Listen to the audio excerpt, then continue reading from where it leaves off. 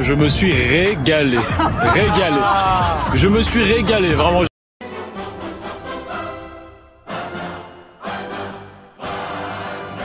Bonsoir les amis, j'espère que vous allez tous très bien, très content de vous retrouver pour cette nouvelle vidéo dans laquelle on va revenir sur la victoire du FC Barcelone 2-1 contre l'Atlético Bilbao au Montjuïc. Ça a été un match très intéressant et on commence à voir clairement aujourd'hui l'effet Hansi Flick. Lors du premier match contre Valence à l'extérieur, ça a été un peu plus compliqué, mais là ce soir, à part les 20 premières minutes, Bilbao n'a plus quasiment existé parce qu'on a vu un Barça qui a totalement maîtrisé son sujet et on va revenir sur tout ça dans cette vidéo et on va parler également des individualités qui ont rayonné dans ce match-là. Mais déjà, avant d'aller plus loin, j'aimerais déjà féliciter Monsieur Hansi Flick parce qu'il vient dans un Barça où économiquement parlant c'est très compliqué. Là aujourd'hui encore en l'occurrence on n'a pas eu Dani Olmo sur le terrain parce que le Barça n'a pas pu l'inscrire à temps. Il a joué avec quelques jeunes joueurs passés par là. Il a titularisé Pedri, il a mis au banc Casado, qui a été un choix très fort. Il a préféré à Bernal parce que son profil était beaucoup plus compatible avec les deux autres milieux, Pedri, Rafinha. Donc bref, je tenais quand même à féliciter Hansi Flick parce que là, dans ce match-là, comme je l'ai dit, on voit clairement sa patte dans le jeu du Barça. On s'est procuré énormément d'occasions et franchement, avec cette animation offensive-là, tu vois qu'un joueur comme Lewandowski, s'il est dans la surface, s'il est dans les bonnes zones, il pourra marquer énormément de buts. Parce que ce soit, il ne marque qu'un but, mais il aurait pu en marquer facile 3 ou 4. Parce qu'il a eu 2 poteaux, il a eu des occasions par-ci par-là. Bref, on va revenir sur tout ça dans cette vidéo-là. Mais j'ai envie de parler déjà en premier de Monsieur Lamine Yamal. Parce que quand vous regardez les premières 20 minutes du Barça, comme je l'ai dit, le Barça a pris du temps avant d'installer son jeu dans son match. Ça a pris du temps. Bilbao était très concentré au début. Le Barça n'arrivait pas à imposer son rythme. Le Barça ne faisait que reculer sans cesse. Le Barça ne faisait que jouer en arrière et tout. Parce que le bloc de Bilbao était très compact et arrivait à intimider en quelque sorte le Barça. Mais comment le match s'est décanté? Le match s'est décanté juste après le but de Lamine Yamal.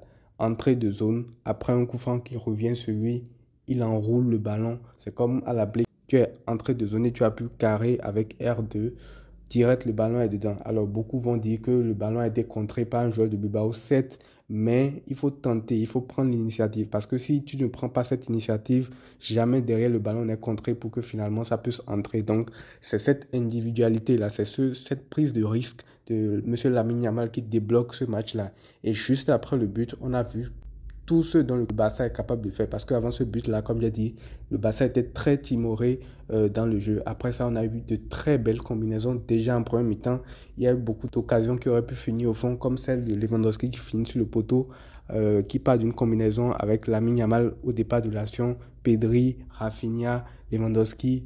Bref, c'était très beau à voir. Ça partait dans tous les sens et franchement, qu'est-ce qu'on est heureux de voir un Barça comme ça. Du coup, je reviens sur Lamine Yamal qui a terminé homme du match officiellement, qui a ouvert le score, qui a été très actif sur son côté.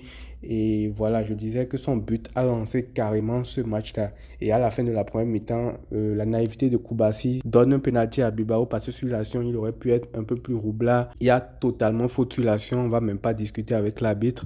Et je pense même qu'il aurait pu avoir un rouge pour ça, mais bon, l'arbitre lui donne seulement un jaune, donc reconnaissant pour ça. Mais voilà, le penalty est transformé par Bilbao. Le Bilbao revient à 1-1 juste avant la pause et je me disais peut-être que ça allait plomber l'équipe et tout.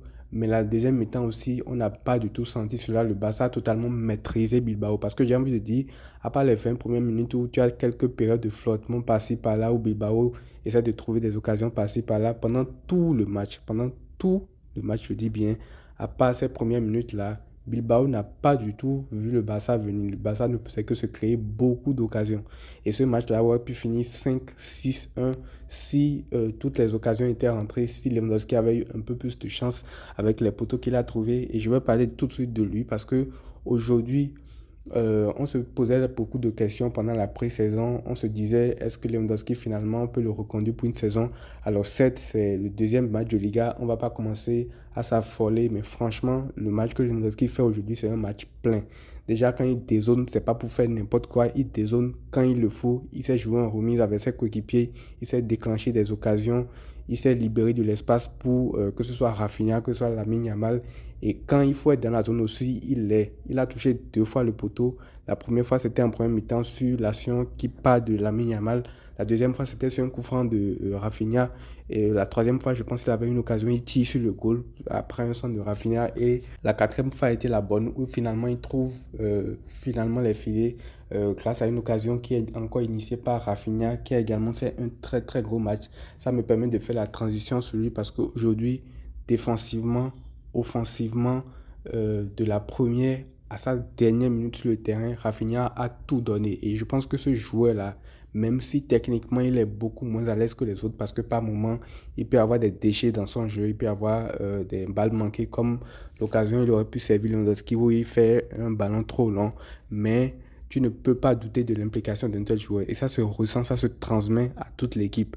Déjà, quand vous voyez le deuxième but, c'est lui qui est à l'origine de l'occasion. C'est lui qui ramène le ballon au début. Et c'est lui qui a la vision pour mettre le ballon au bon moment à Pedri du pied droit, afin que ce dernier centre et ne trouve Lewandowski dans la surface. Je trouve aussi que le côté gauche du Barça a été un peu plus actif après la sortie de Ferran Torres parce que, bien évidemment, monsieur n'a pas apporté grand-chose. Baldé faisait pratiquement tout sur le côté.